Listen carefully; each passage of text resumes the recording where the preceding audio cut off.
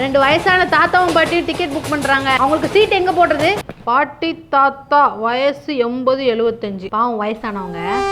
அப்போ அப்பர் பெர்த் கொடுத்துரும். கரெக்டா இருக்கும். அப்புறம் 2 பசங்க புக் பண்றாங்க. பசங்க டூர் போறாங்கன்னு நினைக்கிறேன். அவங்க 2த்துக்கும் அதே கம்பார்ட்மெண்ட்ல லோவர் பெர்த் கொடுத்துரும். அப்போ தான் அந்த பாட்டி தாத்தா அந்த பசங்க கூட சண்டை போடுவாங்க. சண்டை போட்டு அந்த லோவர் பெர்த்தை வாங்குறாங்களா இல்லையாங்கிறதா டாஸ்க். எப்படி என் பிளான்?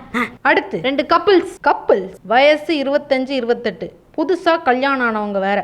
அப்போ கண்டிப்பா ஹஸ்பண்ட் அண்ட் ஒய்ஃப் ஒன்னா தான் உட்காரணும்னு நினைப்பாங்க. ஆனா நம்ம என்ன பண்ண போறோம்? ஹஸ்பண்ட் C5லயும் ஒய்ஃப் C9லயும் போட போறோம். பிரிச்சு விட்டுடு. ஒரு டென்ஷன் அங்கிளும் இடுப்பு வலி ஆண்டியும் புக் பண்றாங்க. இடுப்பு வலி ஆண்டியை மிடில் பெர்த்ல போடு, டென்ஷன் அங்கிளை பாத்ரூம் பக்கத்துல போடு. சூப்பரா இருக்கும். எவனோ கடைசி நேரத்துல புக் பண்றானா? பண்ண விடு.